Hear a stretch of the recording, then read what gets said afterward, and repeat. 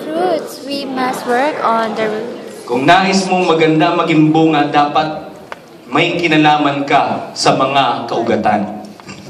Kaugatan talaga. Meron kayong handout dyan, mamaya kakailanganin natin. I'll give you time. Kanina hindi namin nakaya eh. Pero ngayon, we'll try. To help you guide, napag-aralan natin na lahat tayo dapat may pangarap sa buhay. The pangarap sa buhay, the goals in life would be the fruits. Pakitapik ang katabi mo, sabihin mo yung mga pangarap mo, yun yung good fruits. Ngayon, para maging successful ka sa mga pinapangarap mo, dapat lumikha ka ng mga habits to go to that. Okay? Because successful people possess healthy habits, successful habits. To guide you along the way, if you're attending another feast, walang ganitong parameters, but I want to help you zero in areas in your life that needs improvement. Are you ready? Pasensya na kayo, throwback ang ating PowerPoint. There are 6 life quotients. Yung aking mentor by the name of Stephen Covey, 4 life quotients lang. And in my life, I believe there's 6. Ito sila, pagsama-sama, ito yung 6 life quotients that you need to focus on. Sige, next slide please. Merong IQ, merong PQ, merong WQ, merong SQ, merong EQ, at may AQ. Tanungin niyo ako, ano yan? Ano yan? Okay, if you want to be successful in life, first you have to focus on, next slide please, IQ. Intellectual quotient. Dapat kung gaano ka katalino last year, baliwala na sa'yo yung mga katalinuhan mo. Dapat habang tumatagal, tumatalino ka. Pakiulit sa katabi. Habang tumatagal, tumatalino ka. Meron kayong kaibigan parang habang tumatagal, nawawalang saysay. Nawawalan ng sense. Tsaka pag nag-joke ka, bukas patatawa. Naalala ko tuloy yung kwento na sabi nung Leo sa buong gubat, kakainin ko kayo isa-isa. Pero eto na lang, kung gusto nyo maligtas ang sarili nyo, kailangan mapatawan nyo si Pagong. Naku, yung unang contestant, Chongo, talagang lahat ng kachongoan, ginawa, tumamling, nagpatawa, kung ano-ano, two-little monkeys, jumping on the floor, ganun lahat, ginawa. Tapos, nakaganon lang si Pagong, kinain yung kinain yung monkey, kawawa naman. Tapos yung susunod na perform, zebra. Pabirikot-ikot siya wala, hindi tumawa. Kinain din yung zebra. Tapos eto na yung pangatlo, takot na takot, giraffe, mahabang liig. Alam niyo bang walang voice ang giraffe? Ask me why. Why? There is no esophagus that long to sustain the sound of a giraffe. Yeah, according to my own research. So sabi lang ng giraffe, sabi nung Pagong, hindi pa nga nagsisimula sabi ng leon, ba't kung tumawa? Kasi nakakatawa yung monkey. Yun ang super slow. Nakain at lahat-lahat. Sabi nila, pag marunong ka magpatawa, you have 2 levels of intelligence. Intelligence to understand and comprehend, and the intelligence to deliver. Sabihin mo sa katabi mo, yung katalinuhan mo, huwag mong gamitin sa kalokohan. Gamitin mo sa kagalingan. Meron akong kinounsel na isang tao, life coach pa naman, ang laki ng bayad sa kanya birang life coach, tapos pag ako kausap, libre lang. Yung katalinuhan niya ginagamit para isipin at i-pinpoint ang mga kapintasan niya sa buhay. Tapos para, sabi ko sa kanya, alam mo, ginagawa mo sa buhay mo, ang tali-talino mong tao, yung mga martilyo na ginagamit mong pang-repair dapat sa buhay mo, pinapalo mo sa ulo mo. Yung mga ganung tao, sayang ang talino. And according to some research, ang average person daw has used up sa kanyang lifetime only 10% of the brain faculties. Yung may katabi mo. Sabihin mo sa katabi mo, sayang naman yan. Gamitin mo. May 90% pa pala. Okay. Next, to IQ would be physical quotient. I want you to look at the beautiful body of the person beside you. Sabi mo sa kanya, what a body! What a a body. Malakas ang tawa niya, alam niya na kailangan niya mag-exercise. Physical quotient. Wait. Okay, wait. Ang physical quotient, it could be that your body mass is kind of big as long as you can carry it. You know Chow Ora is? Si Chow medyo malaki but he can do a handstand. That is healthy life. At hindi lahat ng payat malusog. Lahat ng payat mahipan lang ng hangin. Meron nga, pag pumapasok sa school, saan ba yung hangin ngayon? Yun, okay? Physical quotient, punta tayo dyan mamaya. Next, please. Emotional quotient. Emotional quotient is that you are in touch with what's happening within you. There are 4 main emotions. Ask me, what are they? What are those? Sad, mad, glad, scared. Pakiulit. Sad, mad, glad, scared. Talino talaga ng face Manila. Palakpakan.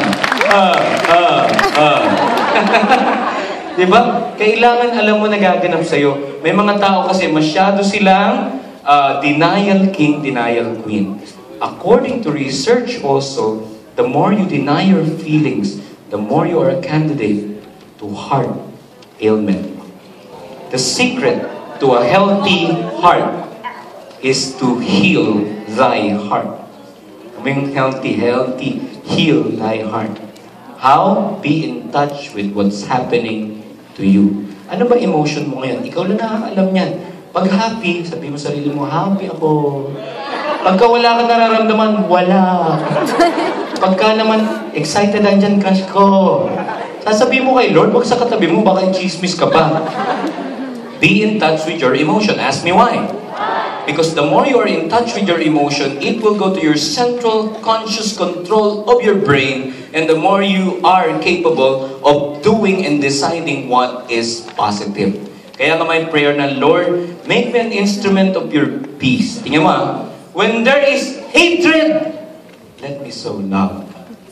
When there is injury, sinaktan, pardon. When there is despair, hope. When there is doubt, faith. When there is darkness, light. When there is sadness, joy. Ganda, no? Ang tawag dyan, being proactive. In touch. Like now, what do I feel? I miss Mommy Joy so much. Because she surprised her mom in her birthday today. So, andun si Mommy Joy. Pero mamaya, uwi na siya. I'll welcome her with open arms. So that's what I feel. Even as I preach, be honest with what you feel. Para yung puso mo, alam niya ang functioning niya. Next, please. Wealth quotient. Alam niyo ba na para yumaman, kailangan mo magsumikap? Alam niyo bang para yumaman, kailangan mag-ipon? Yun, sana yumaman ako. Anong ginagawa mo? Wala. Eh di, ibig sabihin, tataya ka ng loto, tataya ka ng loteng, ng weteng, ng eng-eng, ng kung ano-ano. Hindi dun eh. At manalo ka man yan, ang tawag namin dyan ay blood money. When you win that, parang nabubusluan, yung nabutas yung baskets, wala na. Ibang epekto ng hard-earned money. Pero tingnan mo yung katabi mo. At paalala mo yung dapat niya maalala. Sabihin na nilang lahat. Bagay sa'yo talaga maging milyonaryo. Yes! At pagmasdan mo, sige, okay, EQ ngayon. Anong naramdaman mo nung sinabing, bagay sa'yo maging milyonaryo? Iba dito, yeah! Wow! Pag may nagsabi sa'yo, bagay sa maging milyonaryo, talaga, wow, praise the Lord. Oh, you need to attract it. You need to prepare your body, mind, and soul. It will not come until you dream about it. Next would be spiritual quotient. Dapat inaalagaan mo yung core ng iyong pagkatao, and that is your relationship with God. And kung atheist ka, with a higher power. Atheist. Maraming ganyan sa eskwela namin. Isang brad ko sa fraternity. All life ko to. Yes, nag-brown out. Nagka-campaign kami kay Angaro noon. Mga campaign leaders kami. Nasa isang condo kami dito sa Manila. Atheist daw, nag-brown out. Kulatin ko kaya ito. Tago ko sa Balete 3. Tapos, nung andyan na siya, nilundag ko. Wow! Diyos ko! 5 beses yun, para yun. Meron kang Diyos. Ikaw naman binibigla mo na. Tatuloy, hindi totoo paging atheist ko. Ganyan. Tamo, puro Diyos ko. Ngayon, di ba? You have to have your relationship with God. Let's move on. Ito ang bago. I learned this only 4 months ago. And that is adversity quotient. Yes, healthy ka. Yes, na kay Lord ka. Pero pag dumago kang pagsubok, depende sa kakayanan mong mag-endure, magtiis. It will dictate whether you're giving up or moving on. May mga taong konting kibot, gustong magpakamatay. Nagpapayo sa maraming tao, namatay lang yung aso niya. Ang pangalan ay Morla. Tama nga ba? Magpapakamatay na siya. Diba? Kanta yun, diba? Parokya ni Edgar, si Buloy. Kanyang magpapakamatay. Namatay. Pakamatay. May mga ganun eh. Kaya kailangan matibay tayo. The lower level of adversity quotient is called frustration tolerance. Pakiulit nga. Frustration Tanong niyo, ano yun? What is that? Frustration tolerance ganito. May mga bagay na hindi mo gusto dumating sa'yo. Pag ikaw ay isang crybaby, kahit ang edad mo ay 27 na, ang gagawin mo magtatantrums ka, kasi naman, nangyari naman to, sobra naman kayo dyan! May mga gano'n nagtatantrums. Frustration tolerance. Pero, may pagsubok, biglang lumunok ka. Talaga? Sige, let's take on solution mode. Pagtulong-tulungan natin yan. Yan ang adversity quotient. They made a research of all the successful people in 100 years since this time. Hindi, ang analysis nila, nasa kultura ba? Nasa height ba? Buti na lang, wala. Nasa relationship ba? Nasa pamilya ba? Ano nagdidikta? Bakit yung tao naging successful? Ask me one. They found out that the greatest factor of people becoming successful is there is a handicap. May pagsubok, mahirap, may kapansanan, pero sa gitna ng pagsubok, nag-move on pa rin. Nagsasucceed pa din. Yan ang adversity quotient. AQ. Ladies who are single, make some noise. If the person who's courting you, hindi ka gwapuhan, pero mataas ang AQ, handang magtiis, susungkitin ko ang buwan at mga bituin. Kahit na ilang bagyo, yan ang dapat mong sagutin ng, Mga babae ito, put them into test, yung mga manliligaw nyo. Kasi ngayon, ano sinagot? Pogi eh. Hindi puro ganon, kailangan magdaan sa mga pagsubok.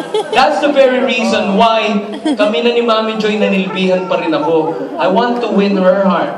And when you court, young men, single, are you there? Pag manliligaw ka, Brad, huwag mo ligawan yung babae lang, ligawan mo yung buong pamilya, buong buhay niya. Enter her world. That is AQ. Sige, tingnan ulit natin yung summary. So, IQ, PQ, SQ, EQ, WQ, and AQ.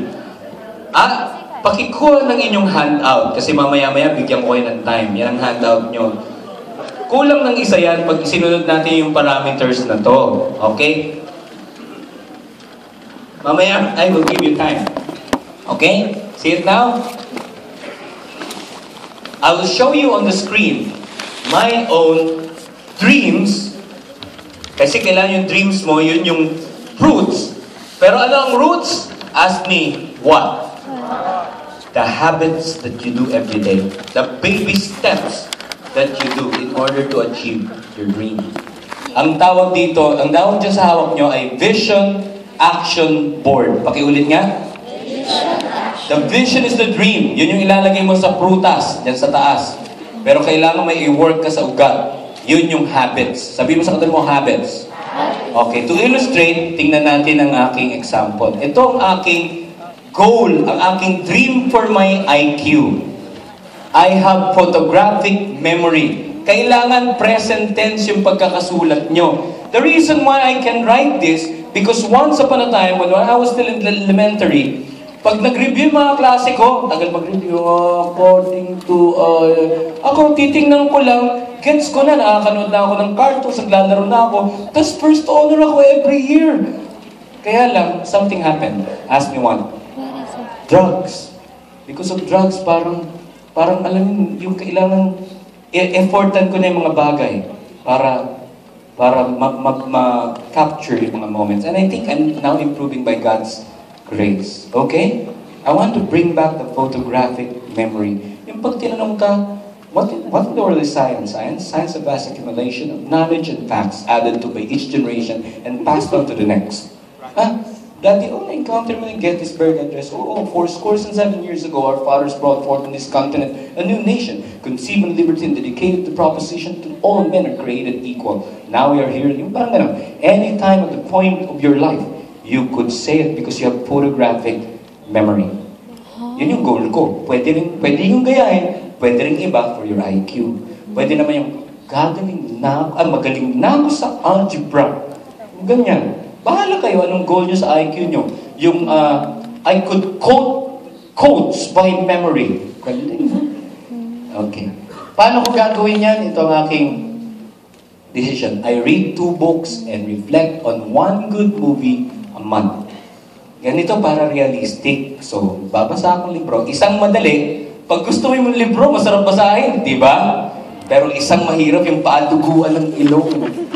Accounting for beginners. Basahin ko agad, dumugo ilong ko. Para natin-train. Because one of my principles in life is strengthen your strengths while working on your weaknesses. So yun ang gagawin ko. And 1 good movie, manonood kami ni Mami Joy. Yung mga highly intellectual, parang yung Bright for Ren, yung note kayo. Kasi namin, no? That is eternity. Forever is the daily life that you share with each other. The partners imperfect. Ay, ako nakwento ko na. Sino hindi pa nanood? Namatay sila sa dulo. Hindi, joke lang. Buhay sila, buhay. Okay, malinaw? Next, dream. TQ. My health. I'm a triathlete. Mali ang spelling ko, pero pagtsagaan nyo na. Before I'm 50 years old. Now I'm 41. It could be next year or 2 years from now that I will join Leo Villarico, my radical lieutenant, to triathlete. Alam niyo yung triathlete, di ba? Swimming muna. Doon pala nagkakalunuran na eh. Di ba? Kung anong komportable lang mo, gusto mo butterfly ka kagad. Bahala ka, good luck sa'yo. Kaya hindi ka pwede maging triathlete, hindi ka marunong lumangoy. Pagtalon mo, ay, nakalimutan mo, hindi pala marunong lumangoy. Patay ka na. Susunod, magbabike kayo. Distance lahat to. Susunod, run. Yun yung aking dream. And in order to achieve this, itong aking hobby or ang aking action, I have daily cardiovascular and muscular training. I have fight and try ready, as in triathlon, body. Wow, triathlon ready body. Pero dinagdaran ko rin ng fight. Ask me why. Because that's what I'm good at. Gusto kong lagyan ng science ang boxing ko. Kung baga sa gitara, widow, ang alam kong boxing, yung away. Yun ang alam kong boxing, away, street boxing. Widow din ang mga self-defense na alam ko. Gusto kong mag-aral ng Aikido within the year. Parang ganun. So that you're ready, not because I want to fight, because I want to tone my body in order that I could serve my family more. Are you still with me? Yung iba sa inyo, baka ang dream sa PQ ay I will be able to wear the 24-36 bathing suit on summer. Yung mga ganun na goal. Tapos anong gagawin mo? Never eat rice again. Mga ganun pa. Musta naman? Nasa bang inasal ka? Sinerban ka, 5 kanin na kain. Grabe. Okay, next. EQ. Ito. I'm a master of my emotion. And emotion is energy in motion. How will I do that? Every day. Napansin nyo, may mga measurements. Every day, 1 hour, 2 books. Ask me why.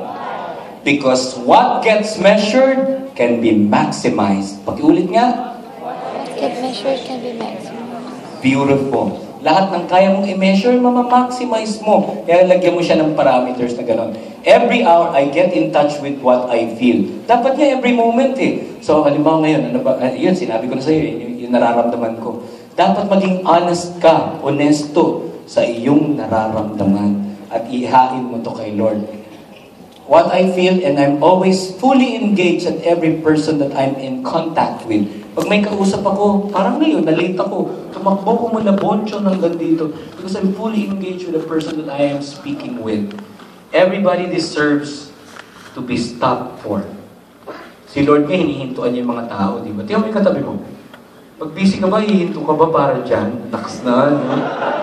Di ba? Stop in the name of love. Okay, that's my sample. Pwede niyong gayahin. Pwede rin hindi. Next, please. WQ, itong dream ko talaga eh. I live on interest or LOI. Paano yan? Mag-invest ka na mag-invest para yung interest mo every year, sapat na para sa ikabubuhay mo each year. May kaibigan ako nag-invest sa isang investment facility na nag-grow ng 10% a year. Ang in-invest niya, 1 million. What is the 10% of 1 million? 100,000 na simple living siya. 100,000 lang interest nung in-invest niya. Sapat na para buhay siya. So hindi nagtatrabaho, buhay. Yan ang tunay na kayamanan. Kaya mo yung katabi mo. Sabi mo sa kanya, bagay talaga sa iyo maging milyonaryo. Bagay talaga sa inyo Huwag ka magre-react. Okay, let's move on. Paano ko magagawa to? Ayan, steadily grow our investment on stocks, mutual fund, and cooperative. And